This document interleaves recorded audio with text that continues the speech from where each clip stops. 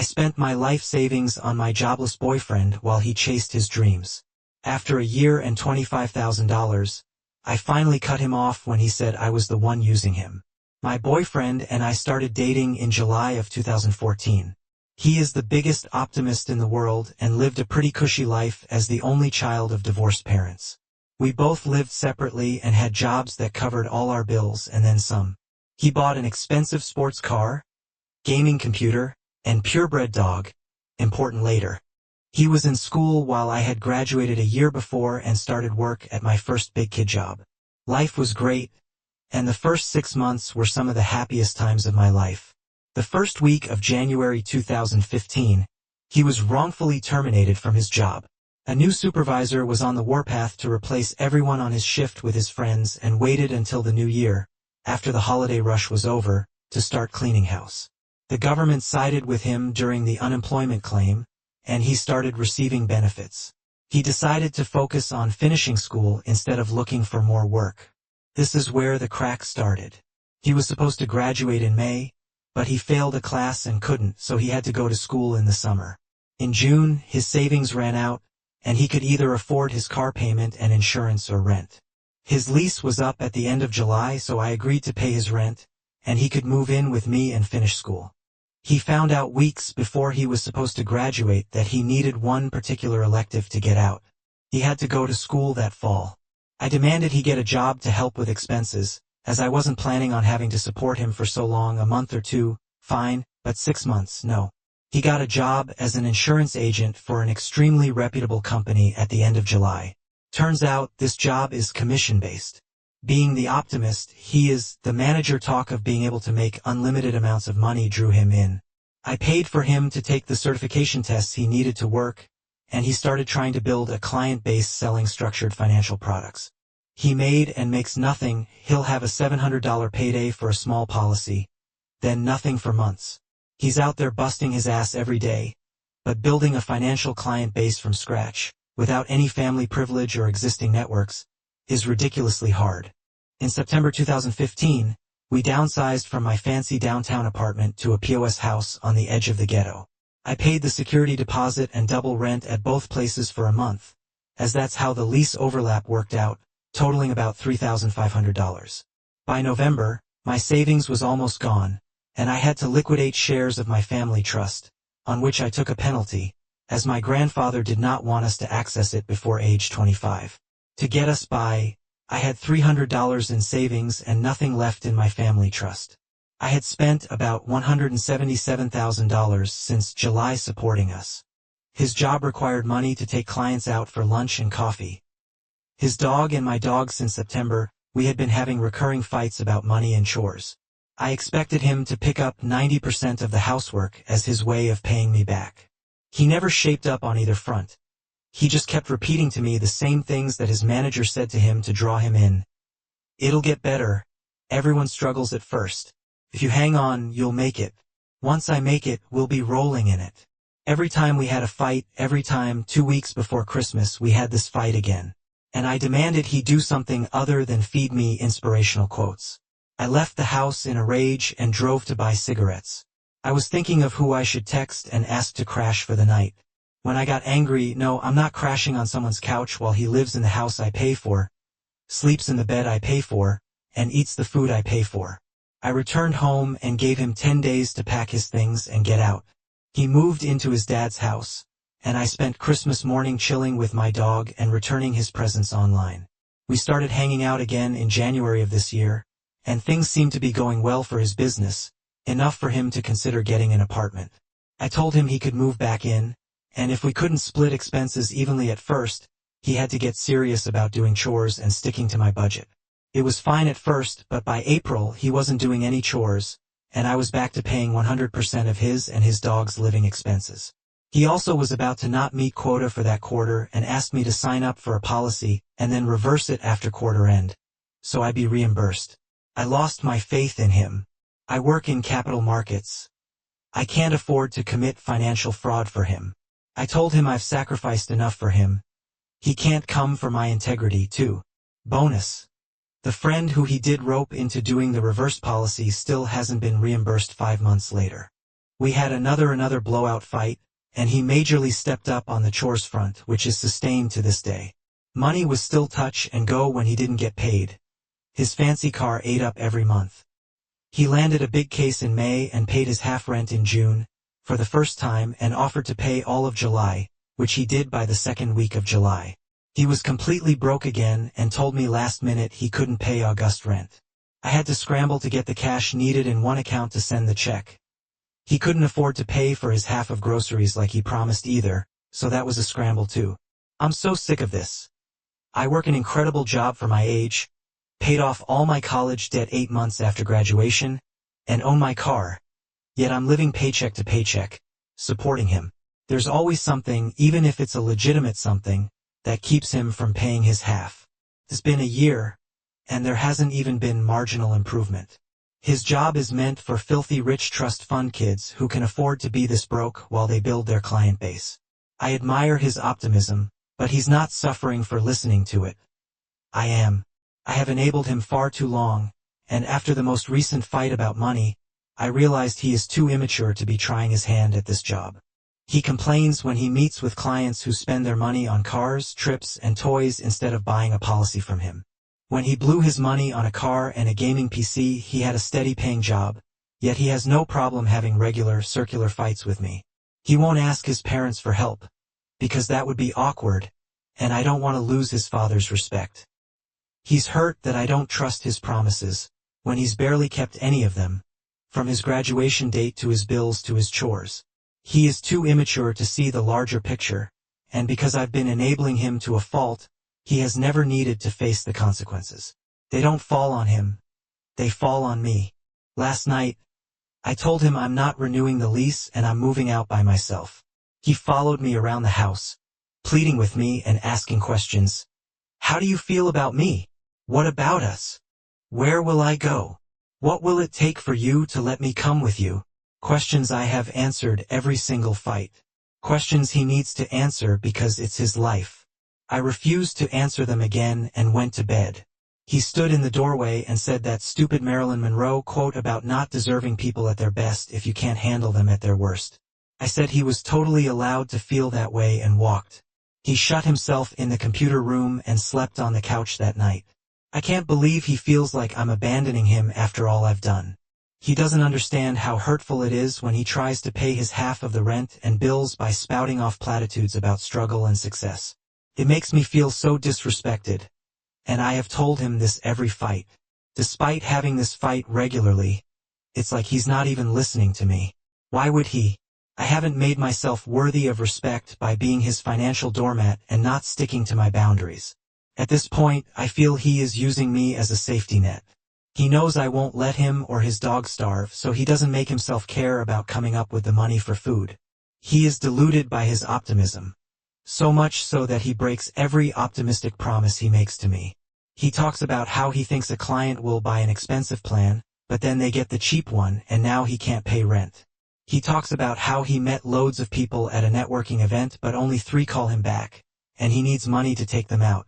He says he's set to get 40% enrollment on a corporate contract but only gets 11%. So he can't pay for groceries this week. I used to think he was lying to me, but now I see he's lying to himself. He hasn't matured at all and grounded his expectations in reality, because I've been standing in the way of it. Because of this, I don't trust him to give me a realistic end date to supporting him because he'll probably be wrong about that too. And now that I'm done being his atlas and holding his world together, he's starting to panic. It bothers me so much that he didn't take me seriously until I let the hammer drop on him, as it should have been in the beginning. The irony is not lost on me that he's a broke financial advisor. I missed the first 6 months of this relationship when he had a job that paid well enough to cover up his financial immaturity. I could have taught him a few things that might have stuck, instead of picking up all the slack and mommying the ever-living out of him. I miss going to sit-down dinners and football games and movies with him. I missed the feeling I had a month after I met him, where I knew I would marry him. Now I'm not sure at all. I'm sad. I love him, but it's a burdensome tether instead of the inner flame it used to be. Maybe this is my own fatal optimism speaking, but that guy is still there, buried underneath all this. He just has to grow out of it and take his own risks to learn his own lessons. I can't even explain how badly I want the guy I met back. I'm tearing up writing this. I agreed to him moving back in this year because, according to him, he only needed a few more months to make it and be stable, and I wanted that for him so badly so we could go back to enjoying life together. My hope is hamstringing me, just like it's doing to him. Can our relationship survive now that I'm seriously taking steps to ensure it doesn't bankrupt me? Or am I being stupid and thinking anything will change? Will he move in with his dad and just get him to be the new enabler? What am I doing wrong that's preventing him from understanding how I feel? Comments where the OP has replied. Commenter 1, no, you couldn't have. People have to want to learn for lessons to stick. I understand why you're having trouble walking away because his strengths and weaknesses are so closely tied, but you'd be making the exact same mistake he is by staying, doubling down on a bad decision because you're convinced you can turn it around with just a little more time and investment. He can't and you can't either. Stop feeding into the sunk cost fallacy.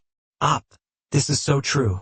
I'm a realist from an abusive home, so he was such a bright light of positivity when I met him. Now it's burning me. You're so right about me making the same mistake. I know what I have to do. It's gonna suck doing it, but I'm worth it to myself at least. Commenter. There's no hope. You cannot change anyone but yourself. He's the only one who can change himself, but instead of changing, he's doubling down on a philosophy that has proven to be a failure. Why isn't he getting another job? Even if he can't let himself kill this dream and quit, he can at least work a second job, one that would actually pay minimum wage. Oops, he still has office hours during the day, and it infuriates me that they don't pay him for that. He can't get a second job for that reason, as he's meeting clients before and after common working hours. He can't even be an Uber driver because his fancy car is on the restricted cars list. And if he's gonna take my car too, I hate his stupid car so much. It represents how financially immature he is because he didn't even use his money wisely when he had it and continues to do so to this day. Did I mention he hasn't paid taxes or registered it either because he doesn't have the money? Not sure who will be paying that inevitable ticket, but it sure as hell won't be me. Update. Well, a lot has happened since I made my first post. I guess I'll address it sequentially, since that's how I'm operating right now, moment to moment. After I made that post, I decided to truly cut him off. I changed the Wi-Fi password, froze the credit card I gave him, applied to close our joint accounts, and threw out any gifts I ever gave him. We were planning on attending a dork convention over Labor Day in Atlanta, for those familiar with the con scene, that I had budgeted for and was paying for both of us over a year ago. I told him he couldn't go unless he paid for his half of the hotel and tickets, $600. Not sure why I did this instead of shooting straight and admitting he was out of his gourd if he thought he could go. But I shouldn't have played any games. I'm kind of glad I did, though, because he told me he'd have $1,000 to me by the end of August over text in writing. I was floored. Suddenly, he can come up with money for a weekend of partying and a chance to reel me back in. I said I would apply that to the August bill, then he could start paying down the rest of the $25,000 he owed me for supporting him this past year before he could spend his money on luxuries like out-of-state vacations. This was over text, and he never responded. He slept on the couch again that night. That was a Friday. Saturday morning, he left the house around 9 a.m. with his dog, leaving all of his crap in my house. I piled all of his and his dog stuff under his desk and got rid of any pictures of him around the house. I blocked him everywhere but Facebook and text. I went to 2 rental house showings, loved one of them, and the landlord put a deposit down that day. I went on multiple walks with my dog, as well as a long trip to the dog park and celebrated SL. I vented. SL drank wine through Twizzlers with my next-door neighbor and her boyfriend XBF. Never returned that night. Sunday, I spent the day working on cosplays and outfits for the convention, as well as goofing off with my neighbor and dog. It was lovely. I kept waiting for this wave of sadness and regret to hit me, but it never did. He had been out for 24 hours, and his name wasn't on the lease. I texted him that his claim to residency was gone, and he needed to come get his things with 24-hour notice. He said he was coming that night, but I stood firm on the 24-hour notice. He agreed to Monday evening. Monday, he picked up his stuff in his father's truck and gave me back the key. Hours after he left, he added a song to our shared YouTube playlist, Say Something by A Great Big World. I added Gravity by Sarah Bareilles and two goodbye songs by Drake. Then removed his access to the playlist the next morning. Yay, middle school communication methods. Wednesday, his best friend texts me like nothing is wrong. Thursday, I text my ex about when I can expect his check in the mail, but he doesn't respond.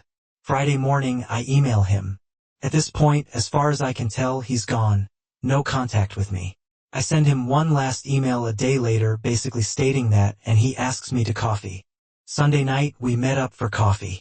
He never mentions repayment at all, but in the discussion about our feelings, we both felt the same way about this: betrayed, abandoned, hurt, and a lack of trust.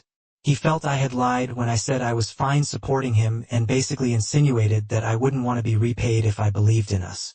Otherwise, I was actually loaning him money under the guise of love and setting him up to fail. When I realized he felt just as used as me because I cut him off from my money, I knew I was done. My stomach sank like a weight. I let him finish talking, then we parted ways. He asked if he could contact me. I said I needed a break. The next day, I emailed him about the $1,000 he promised me and reminded him he never discussed repayment at our meeting. He didn't respond for days. Then, the day I was set to leave town for the convention, he replied, saying the money was on the way. Cool, I thought. It can sit in my mailbox for 5 days while I'm out of state. Also, during this time he was telling mutual friends we were going through a rough patch. Yet, my friends were finding him on Tinder and OKC. I partied my tail off for the entire convention, and when I came back, the check was in an unmarked envelope in my mailbox. I cashed it and sent him an email telling him so and asked that he use snail mail for future repayments instead of trespassing on my property when he knows I won't be home. I seriously wonder if he was looking for the spare key I left with the dog sitter. So creepy. He replied to that email with some mushy, "I love you," and, "I know I've screwed things up." Claiming he is too nice and can't say no. In his urge to help others, he makes himself neglect himself, and he needs to work on that. It was the most laughable apology on earth. I was so nice and helpful that I couldn't stop myself from draining you of all your money and energy. My bad. I replied. You broke my heart and my bank account. It will be a long time before they're both fixed, and I hope I won't be stupid enough to trust you with them a third time. I will be responding to emails about repayment. Otherwise, good luck with everything. He replied. If I could take everything back that I did, I would. I love you, name, with all my heart. I could have prevented it all. I could have taken action, but I let you slip away, and that'll be one of the biggest mistakes of my life. I'm truly sorry for hurting you. I just want you to be happy. That's all I've ever wanted. I moved out of the house we lived in to a similar one a few streets away. Moving helped keep me busy enough to not think about this. I threw out all our mementos and pictures in the process, so everything in the new place is all me, just me now. I'm settled in, and it feels like it hasn't hit me that it's over. I thought I would be crushed, and there were some lonely moments at the convention that caught me up enough to need a cigarette. But I just feel humiliated. I don't even have the urge to check his Instagram every time I see a picture of him. It just reminds me of how stupid and naive I am for thinking he was my one. I'm also super distrustful of my feelings now because of that. It wasn't a question in my mind when I met him that we'd be together forever. I knew I wanted to spend my life with him like my name, a fact. I see cute people out or have great conversations, but I have no desire for anything more because I feel like my feelings aren't trustworthy enough to merit acting on them. They led me so far astray last time. But that's it, I guess it's over and life is going on. Comment where Op has replied comment, or one I remember seeing your original post, and wondering to myself, what would happen? You handled this masterfully, and it's obvious you are much better off, both mentally and emotionally, for dropping him from your life. You just sound happier in your writing, and for that, I'm glad for you. Just keep putting one foot in front of the other, smile. Op, thanks. It creeps me out how quickly he became a stranger, right in front of my eyes. Anyway, the convention was helpful for jump-starting the old single thing again. Ha! That's the path I'll be on for a bit.